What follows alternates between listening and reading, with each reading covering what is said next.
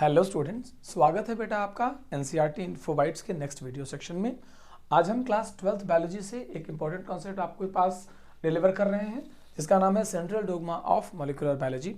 अगर आप molecular basis of inheritance chapter पढ़ते हैं तो उसमें आपको इसकी बड़ी इंपॉर्टेंस मिलती है। सबसे पहले मैं आपको दो तीन चीज़ें समझा देता हूँ। पहला पॉइंट, डोग्मा वर्ड समझिए। डोग्मा का मतलब होता है कोई भी ऐसी चीज़ जिसे कभी भी गलत न ठहराया जा सके। जैसे कि अगर हम एक वर्ड याद करें, यूनिवर्सल ट्रूथ, आपको याद होगा कि हमने ऐसे करके बोला था कि एक टर्म होता है कोई ऐसी चीज़ जो कभी भी गलत न हो सके। तो जैसे मान लीजिए मैंने आपको बोला कि यूनिवर्सल ट्रूथ का कॉन्सेप्ट है, तो जब आप इस वर्ड को समझते हैं तब आप समझते हैं कि ये उसी के जैसा एक मिलता जुलता वर्ड है जिसका टर्म होता है डोग्मा। तो जब हम सेंट्रल डोग्मा की बात करते हैं तो हमें याद आते हैं दो टर्म आपको साइंटिस्ट में याद हैं। एक तो आपको ये वर्ड याद होगा कि एक साइंटिस्ट थे जिनका नाम था वॉटसन और एक दूसरे साइंटिस्ट थे जिनका नाम था क्रिक। ये कॉन्सेप्ट सेंट्रल डोग्मा की एफएचसी क्रिक ने दी है। जो उस वॉटसन एंड क्रिक के पेयर में से जो क्रिक साइंटिस्ट हैं उन्होंने पहली बार हमें समझाया कि सेंट्रल डोग्मा नाम की एक चीज़ होती है और इन्होंने इस सेंट्रल डोग्मा को हमें 1965 में अपने डबल हेलिकल मॉडल को एक्सप्लेन करने के बाद ये समझाया कि आप इसे देख सकते हैं। और इस सेंट्रल डोग्मा में एफएचसी क्रिक ने एक बड़ी ऐसी बात समझाई जिससे कि दुनिया के हर ऑर्गेनिज्म के अंदर मेटाबॉलिक पैथवेज रन करते हैं। मैं आपको समझाता हूँ। इन्होंने ये समझाया कि सेंट्रल डोग्मा कुछ और नहीं बल्कि यूनिडायरेक्शनल फ्लो ऑफ इंफॉर्मेशंस को कहते हैं। फ्लो ऑफ इंफॉर्मेशंस को कहते हैं जो किसी भी ऑर्गेनिज्म को कहीं ना कहीं नीडेड है, needed for expression of phenotypes. जब हम ऑर्गेनिजम्स की बात करते हैं बेटा तो उनके अंदर कैरेक्टर्स या फिनोटाइप के एक्सप्रेस होने की बात करते हैं। और जानते रहिए कि किसी भी फिनोटाइप के एक्सप्रेशन के लिए हमें चाहिए यूनिडायरेक्शनल फ्लो ऑफ इंफॉर्मेशन और इसी इंफॉर्मेशन के फ्लो को हम सेंट्रल डोग्मा में समझाते हैं। फॉर एग्जांपल, अगर मैं आपको बताऊं कि जैसे मान लीजिए डीएनए एक जेनेटिक मटेरियल है किसी ऑर्गेनिज्म में टिपिकली। हालांकि कुछ वायरसेस में डीएनए जेनेटिक मटेरियल नहीं होता, आरएनए होता है, बट मोस्ट ऑर्गेनिज्म में तो डीएनए जेनेटिक मटेरियल है ही।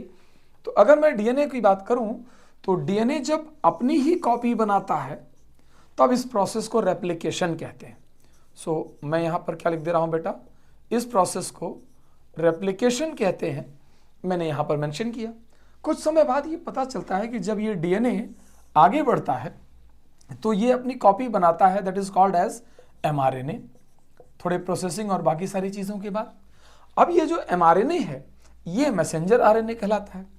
इस एमआरएनए से आप कुछ समय बाद प्रोटीन बनते हुए देखेंगे। तब आप ये कह पाएंगे कि जैसे कि डीएनए जो होता है जिसे हम मास्टर कॉपी कहते हैं। मान लीजिए आप स्टूडेंट्स को मैं याद करा दूं कि आपकी जो क्लास 10th की मार्कशीट आपके पास है या क्लास 12th की मार्कशीट जो आपके पास है उसको आप डीएनए की तरह समझिए, मेन कॉपी है वो। लेकिन जब कभी भी इस मास्टर कॉपी का ट्रांसक्रिप्शन होता है बेटा, आप कभी किसी फोटोस्टेट शॉप पर जाते हैं और अपनी मार्कशीट की कॉपी करा लेते हैं तो उस कॉपी को हम कहते हैं कि ये ट्रांसफर कॉपी है या उसकी मेन कॉपी का एक फॉर्म बस है। तो मैंने यहां पर लिख दिया ये ट्रांसफर कॉपी है, इंफॉर्मेशन ट्रांसफर के लिए बनी है। और ये जो है protein, this is called as expressible copy.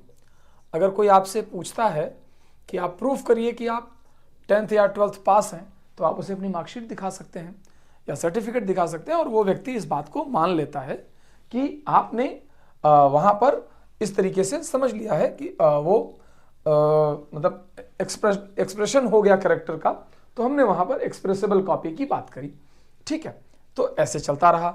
हमने डीएनए को मास्टर कॉपी बोला, ट्रांसफर कॉपी बोला और एक्सप्रेसिबल कॉपी बोला और ये फ्लो ऑफ इंफॉर्मेशन इसी तरीके से चलता जाता है। जब यहाँ पर प्रोसेस को हम रेप्लिकेशन कहते हैं तो यहाँ ट्रांसक्रिप्शन कहते हैं और अगर यहाँ जाएं तो इसे ट्रांसलेशन कहा जाता है। आरएनए से प्रोटीन का बनना क्या कहलाता है? ट्रांसलेशन कहलाता है बेटा। यहां तक ये मैकेनिज्म 1965 में हमें कंफर्म थी और इसी को हम हर ऑर्गेनिज्म में कैरेक्टर एक्सप्रेस होने का मेन रिएक्शन मानते थे। लेकिन दिक्कत ये रही कि कुछ ही समय बाद 1971 में टेमिन एंड बाल्टीमोर नाम के दो लोगों ने, टेमिन एंड बाल्टीमोर ने इस पैथवे का एक्सेप्शन खोज दिया।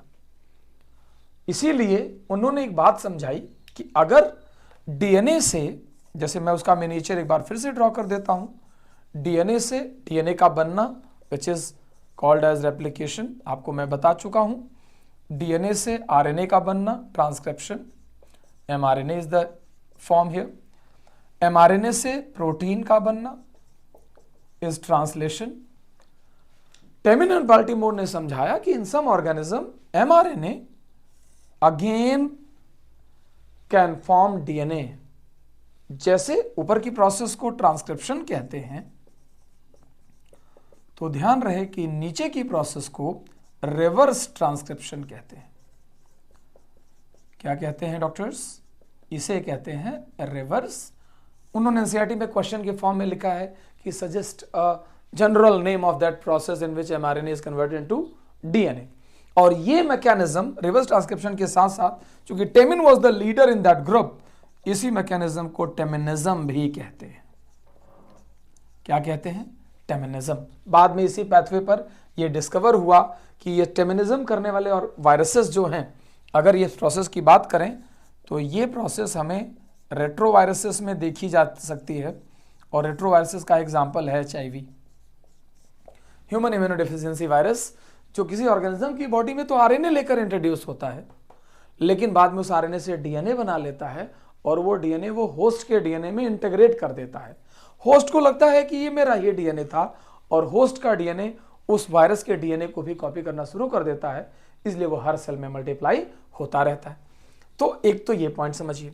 फिर जब हम आगे बढ़ते हैं तो मैं आपको ये समझाता हूं कि इसके थ्रू यूनिडायरेक्शनल फ्लो तो होता गया। सेंट्रल डोग्मा में दो एक्सेप्शन बनाए गए, पहले तो नॉर्मल प्रोसेस चलाई गई, फिर बाद में ये प्रोसेस चलाई गई।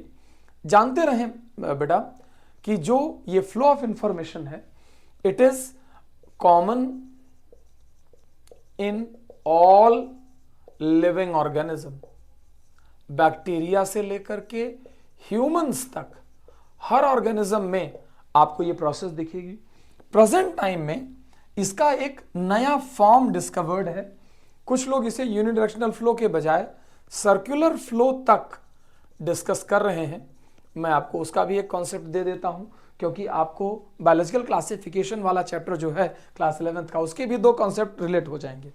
जैसे मान लीजिए मैंने आपसे कहा कि एक डीएनए है, तो डीएनए से कहीं पर आरएनए बना, फिर आरएनए से वापस आप जानते हैं कि प्रोटीन बना। अगर मैं इसी पैथवे में यहां भी एक आरएनए लिख दूं, तो आप आरएनए से डीएनए बनने की प्रोसेस भी देख पा रहे हैं।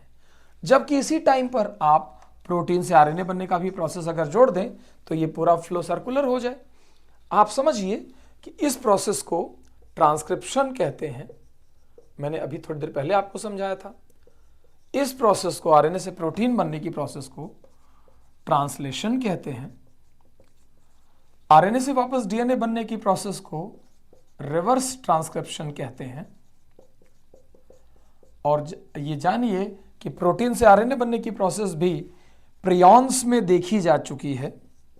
इसीलिए प्रियॉन्स, आप हमारे चैनल पर प्रियॉन्स का वीडियो भी देखिए। प्रियॉन्स इन्फेक्शियस प्रोटीन्स होते हैं जिनके अंदर प्रोटीन ही कॉपी करना शुरू कर देता है।